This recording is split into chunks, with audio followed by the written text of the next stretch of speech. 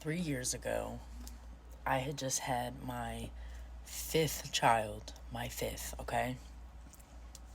I only have four now. I did lose a son. I was with my husband, and I was struggling so bad. I was always there for somebody else more than myself, and there for love that I couldn't even give myself. Now, leading up to all this point, I have been alcoholic. At one point, I was addicted to drugs. At one point, I was so psychologically gone and running from my trauma that I grew up in my whole life. So when I had my last son, it was about 8 months in. Me and my husband moved away to a city that his family lived in, but I had none. And my mom, by that point, she moved all the way to North Carolina. Now, my husband left me when our son was 8 months. 8 months old. At that point, we were both very toxic. Obviously, we got into something very toxically. And at that point, I was first time ever in a position to where I was all by myself. Now, it was really, really, really hard, and I forgive myself that it took that situation to onset my healing journey. Up until that point, up until this past year, I had believed that I was worthless, but so he left, and I had to figure everything out on my own. How the kids were going to eat. I was working, but he took our car when he left. How I was going to get to work. How I was going to get help for my childcare. How I was going to pay all the bills on my own. But I fucking did it.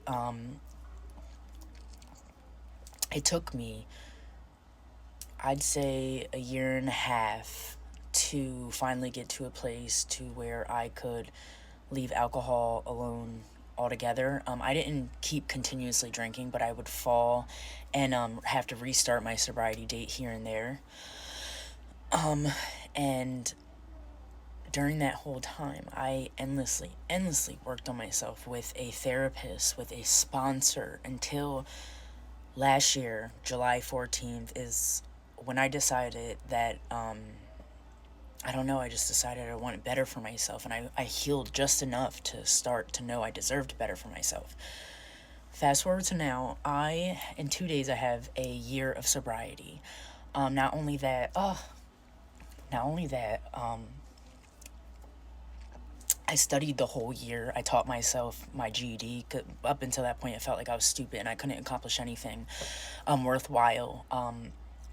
I changed my belief systems. I changed who I was portraying from my trauma, and I graduated my